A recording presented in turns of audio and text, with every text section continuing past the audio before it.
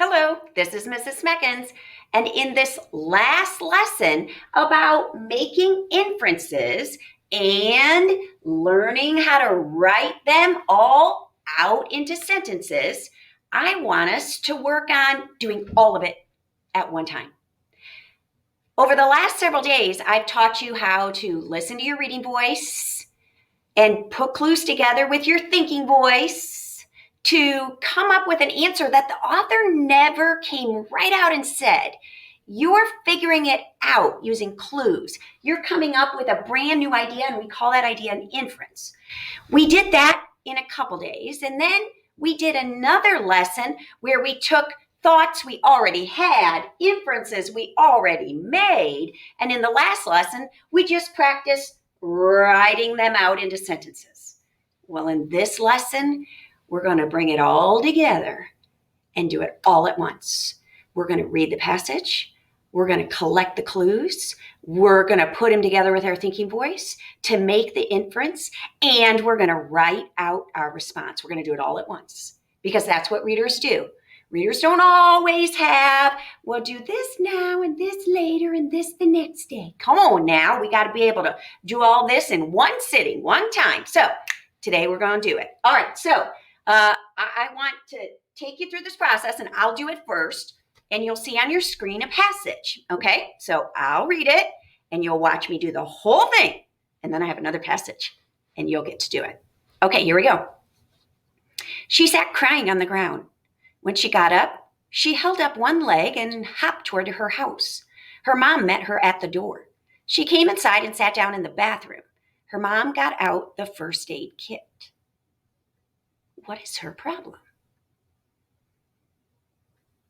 Well, you might just see bathroom and think, does she have an accident of some kind?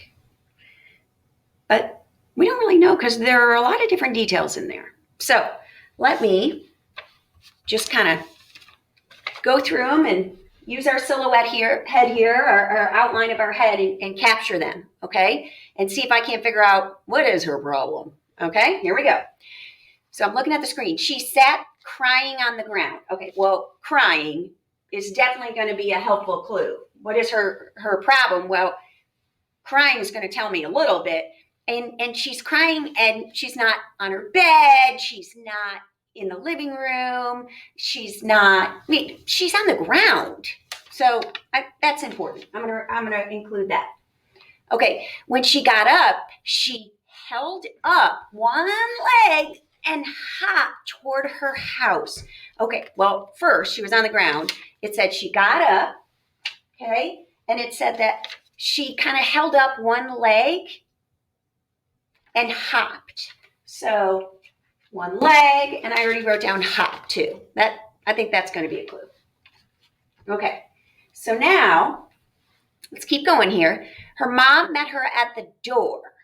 She came inside and sat down in the bathroom. All right, so she came home. She didn't go to her bedroom. She didn't get something to eat at the kitchen. It said bathroom.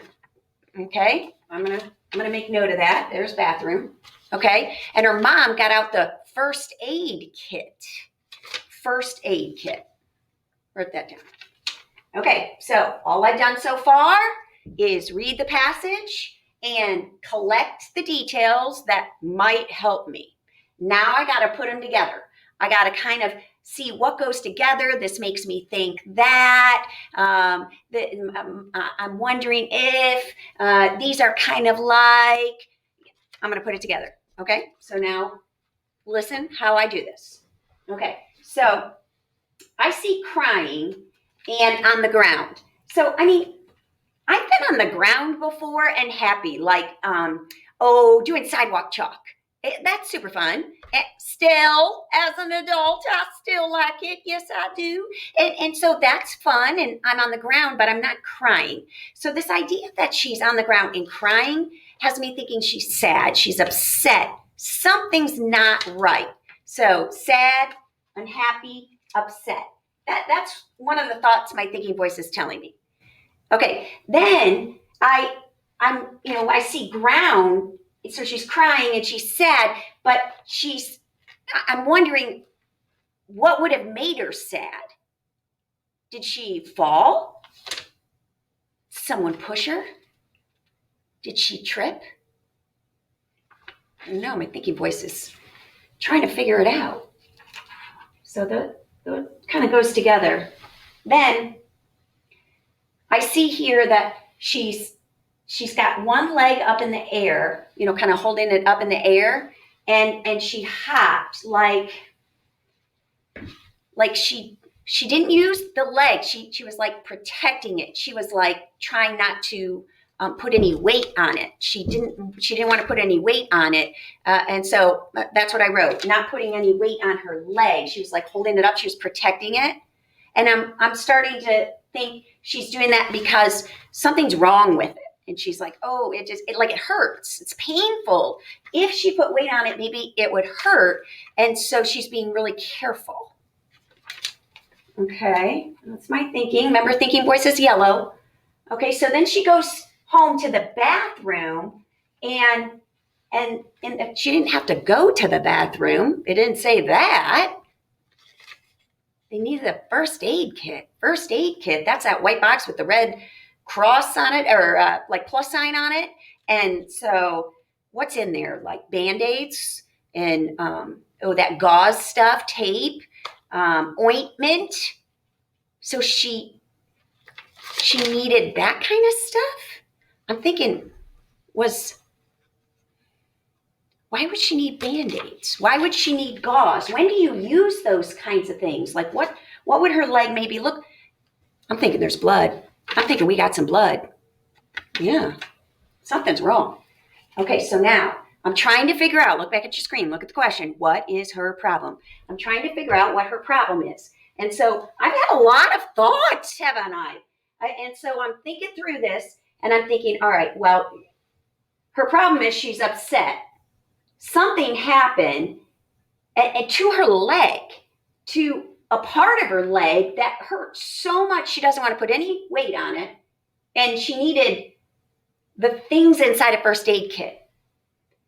So she got hurt. I still don't really know how she got hurt, but I'm thinking the answer is that something's wrong with her leg or her knee, and she got a cut, she got a scrape, something happened, and when she was outside and then she had to come home to get it cleaned up and her mom helped her. I think her problem is she's got a cut on her knee.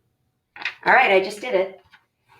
I read, I collected, I grouped and thought, and I made the inference. Am I done? Nope. What do I have to do now? Look over here. What do I have to do? Explain it in writing. All right, here we go. So the first thing I need to do when I write is I always start with my answer. So that's going to be my first sentence. Boom. Then I got to figure out which clues were most helpful. I don't think they were all equally helpful, but I think there are some that are more helpful. And for me, I definitely think the first aid kit was important. The idea that remember, when the details go together, then it counts as one. If you grouped them together, you grab all of them. So I'm going to grab first aid kit and bathroom. That was super important.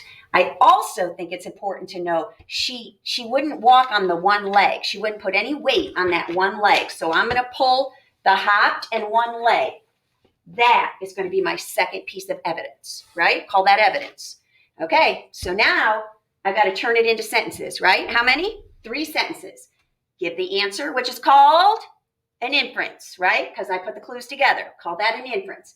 Then I give my evidence, and each of these should be its own sentence. And remember my sentence starters over there. Okay, so let me try this. Remember the question. Look at your screen. What is her problem? Okay, here I go. I'm just going to say her problem is she cut her leg or knee. Sentence. Done.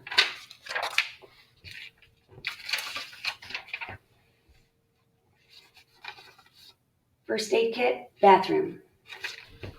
Now I need the proof. I'm going to use that sentence starter. The text states she went into the bathroom. That's not my word, that's the author's word. What do you do when you use words from the author? Quote it. Good. She went into the bathroom and needed the first aid kit. First aid kit, quote. 2 sentences. That detail's done. Now I need to do one more piece of evidence, and I got to work it in these words, okay? Because they went together. They were helpful together. Okay. The text also states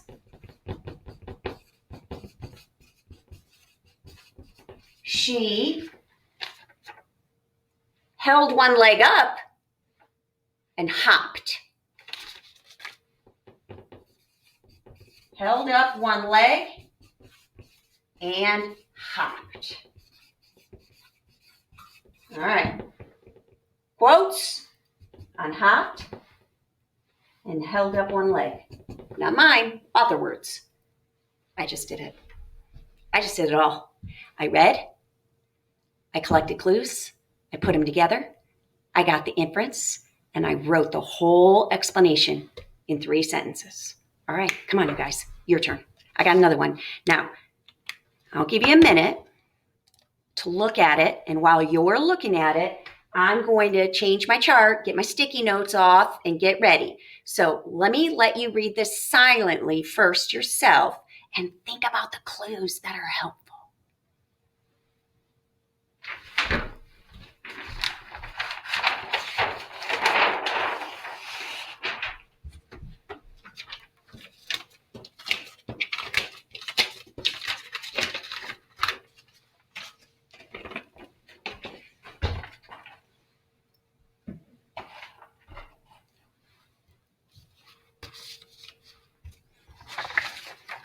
Okay, I'm back. I'm ready. Are you ready? Let me just read it aloud, okay? He picks out a ball that he likes. He carries it over and sets it down near where he will need it. He picks it up, aims, and rolls it down a long wooden pathway towards small white pear-shaped objects. What is he doing? Okay, so let's think here. First, we got to try to figure out what is he doing, and how do we do that? We've got to first collect the details. Which words do you think are going to help you the most? Circle them on your screen. Circle them in the air on your screen. Okay, start with the first sentence. Which words? Okay, some of us notice ball. Picks out a ball. Okay, got it. So it's not just a ball. He got to choose a ball. That might be helpful. Okay, he carries it over, sets it down where he will need it. Okay, he carries it. Okay, so he picks out a ball and he carries it where he wants to have it. Okay, then he picks it up, aims, rolls. Any of those words?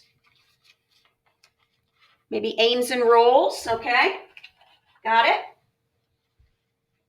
Long wooden pathway seems interesting. Wouldn't find that everywhere. Long wooden pathway. Okay, got it. These are on green details or green sticky notes because they're reading voice details.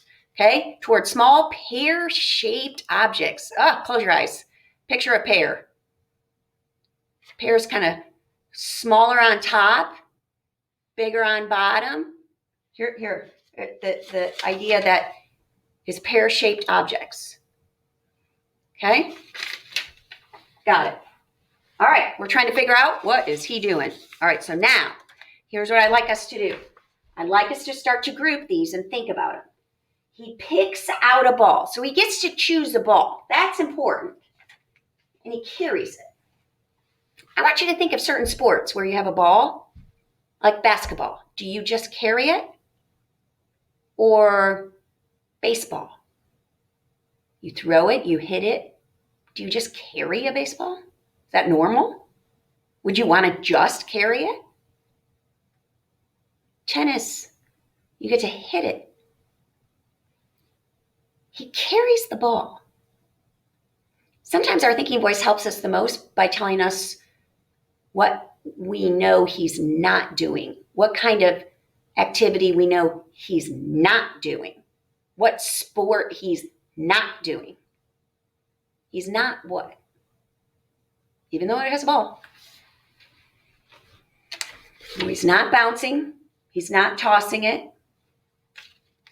Basketball, I mean, you hold a basketball, but if you had a basketball in your hand, I would guess you would be bouncing it or shooting it. Your thinking voice is telling you he's not shooting, he's not bouncing, he's not tossing, he's not doing anything like that with the ball. Okay? And then he picks it up and rolls it down a long wooden pathway. Aims and rolls the ball. Roll the ball. Okay, if I had a basketball, I wouldn't be rolling a basketball. If I had a tennis ball, I wouldn't roll a tennis ball. If I had a golf ball, I wouldn't roll a golf ball. I'd roll a kickball. If you're going to roll something, what surface do you roll it on? The ground, right? It's on the ground.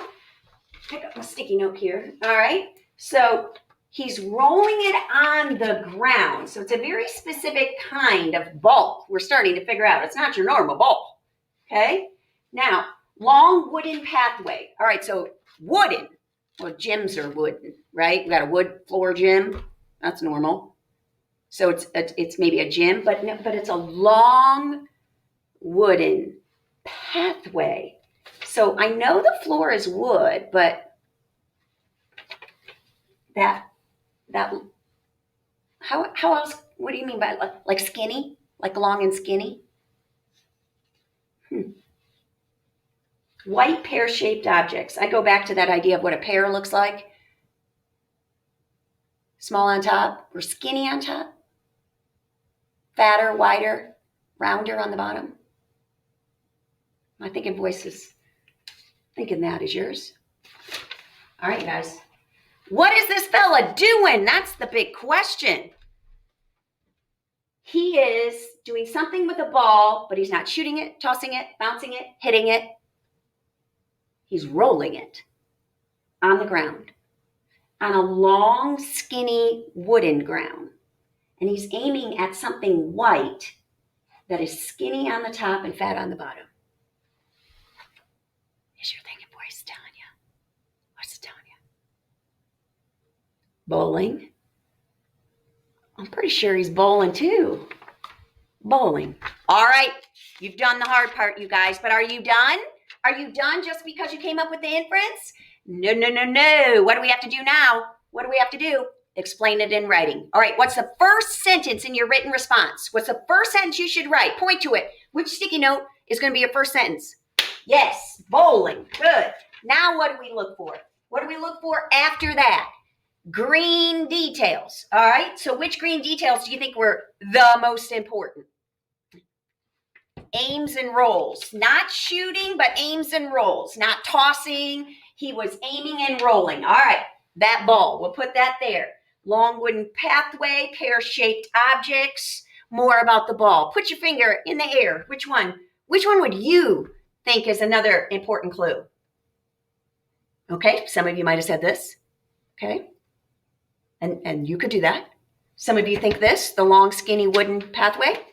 Okay, we'll just choose that one just to wrap up our example here. All right, you guys, how many sentences? 3. Turn the inference into a sentence. Look back at the question. What is he doing? Now, give me a sentence and use the word bowling. It doesn't have to be hard, people. He is bowling, right? Come on. We don't need to make this hard. He is bowling. Bang. Done.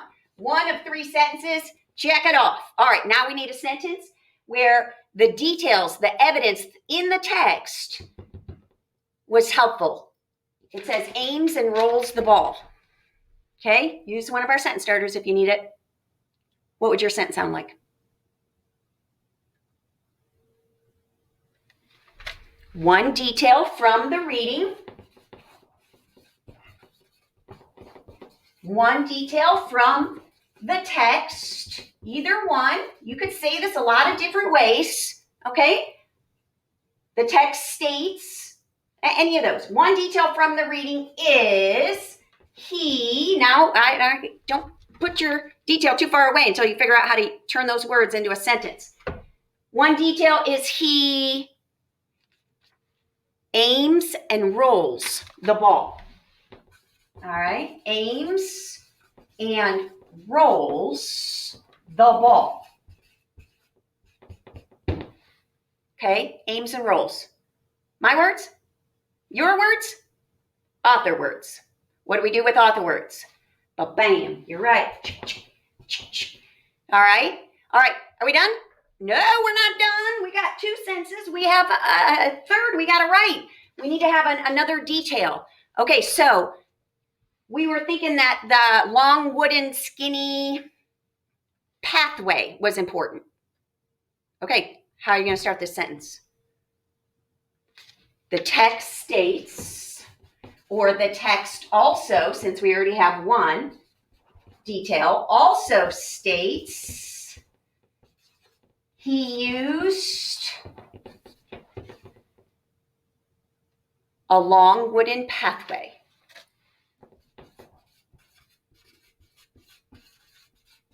Where are you putting your quotes? Around what words? Long wooden pathway. Good. Don't forget your period. Ba-boom. Ba-boom. Ba-boom. You just did it. This is what readers do. They do it all the time. They not only read and have thoughts, but they read and collect lots of details to have a bigger new thought. We call it an inference. And in the same sitting, they can then explain it in writing. All right. So here's what you're going to do if you're in Mrs. Smekens' class. On your screen, I've got a couple more. Okay. First, I'm going to give you a head outline, a silhouette head again. And I want you to trace it. Okay. Or you can print it. But I'm pretty sure you got to print 2 of them because you're going to figure out this and you're going to figure out this. Okay, so there are 2. What is happening and what is the setting? Okay, so print or trace 2 of these. Now, wait a minute.